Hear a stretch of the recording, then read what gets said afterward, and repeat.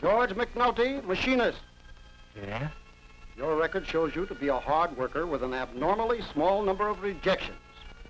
Yet you're always late. Yeah, that's right.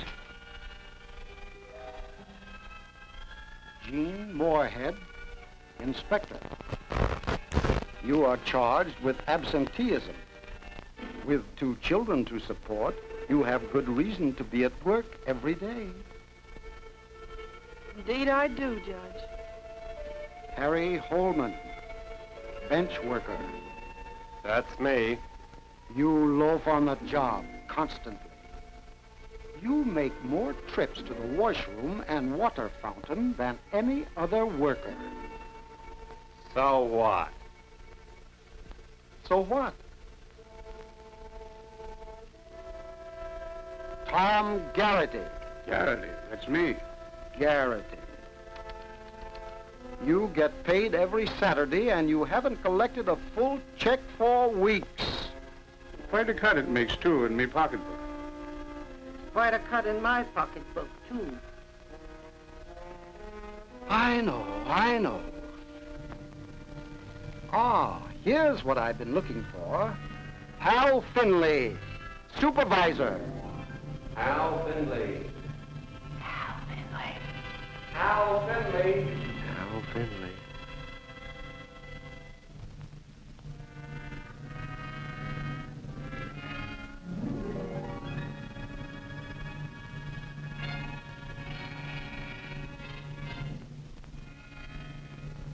Hal Finley, you are charged with being constantly on guard to head off instances of lateness, loafing, and absenteeism. Is that correct? Yes, sir. You are charged with the handling of such cases in a manner calculated to prevent a more serious development. That's true, Judge. Have you done that, Hal Finley? Are you guilty or not guilty? Guilty or not guilty?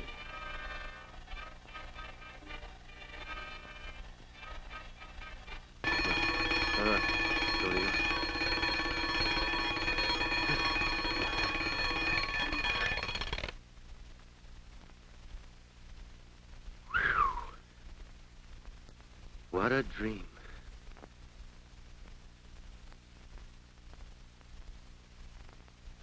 You're a good foreman, Hal. You get out to work. But it isn't as much work as it could be, and I think I've found the answer to why right here. I'm not making any excuses, Mr. Plant, but I don't know what to do. Maybe I can help you. We'll take a look around. Every time I hit this problem, I run into more excuses than a horse has hair. Sure you do, and you're going to keep on running into them. But, Mr. Plant... Now, maybe you haven't done as much about them as you can. Take McNulty, for instance. He's been beating the bell for weeks. Today, he missed it altogether. He's an awful good man. We need good men. On time. Every minute counts. Good morning. Good morning. You're late, McNulty. That's not my fault. You're supposed to Now, get here... just a minute, Hal. You've been consistently late, Mac. Now, what's the reason? Well, I live out Crestview way, and if I take the early bus, I get here too soon, and the guards won't let me in. Not even if it's raining. So I take the next bus, and what happens? I'm late. It's my fault. No, Mac. It's our fault for not finding out about it. Well, even if I took the early bus and could get in, I couldn't go to work. I should have asked you, Mac. Maybe the bus company could move their schedules up. Swell. That'd help out a lot of people. We'll do all we can, Mac. We'll do everything we can. Thanks. A few more times, and Mac might be tempted to stay out a whole day. Men don't like to be late, Hal. It gives them a guilty conscience. Why, don't you remember? Even at school, we'd rather play hooky than be late. Yeah, I remember.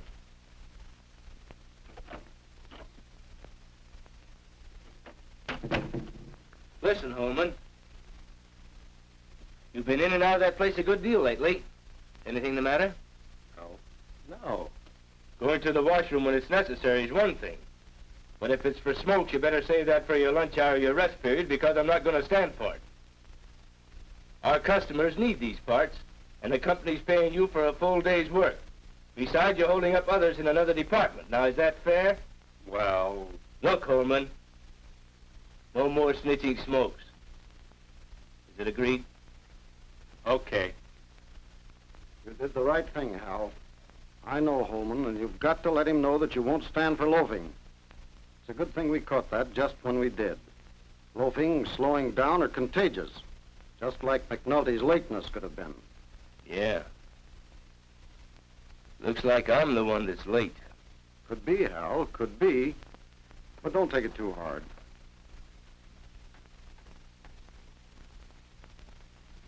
Just because a worker's absent doesn't mean that he's deliberately or necessarily irresponsible.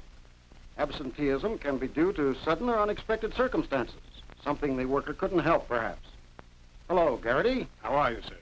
Garrity, you never seem to be able to put in a full week. You're always taking days off. And if I was smart, I'd take them all off. I'm getting fed up doing the same thing day after day. I've been cutting 6-foot pieces for too long.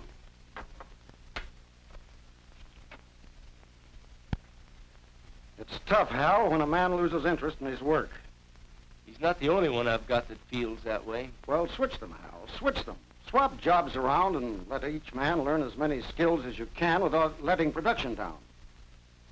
Maybe you ought to be foreman.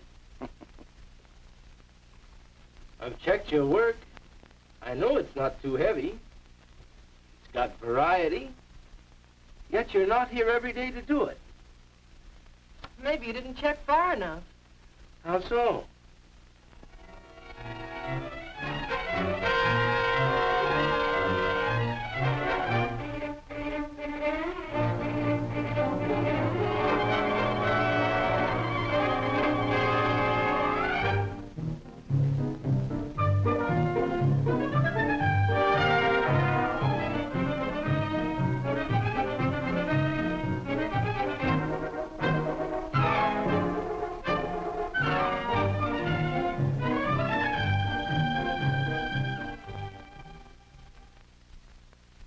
See what I mean? I see what you mean, but I don't know what we can do about it. There's lots we can do. We can check on the shifts. And maybe we can persuade some of the merchants and professional people to change hours. In any event, Hal, we ought to know the facts first. And you can do that. Yes, I know.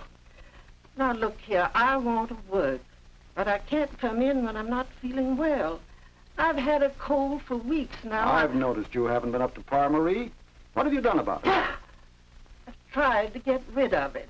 Well, we've done a lot to prevent illness and accidents, but the workers don't always take advantage of it. You know, Hal, you could do a lot of education along those lines. Now, you could check a sniffle and send it to the dispensary before it becomes a cold. Hal Findlay.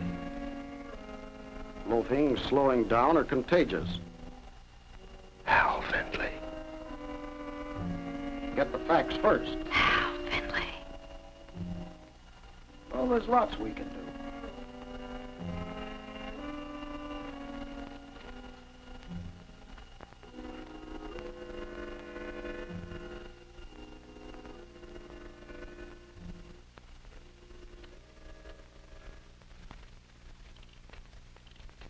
I sure hope I don't dream.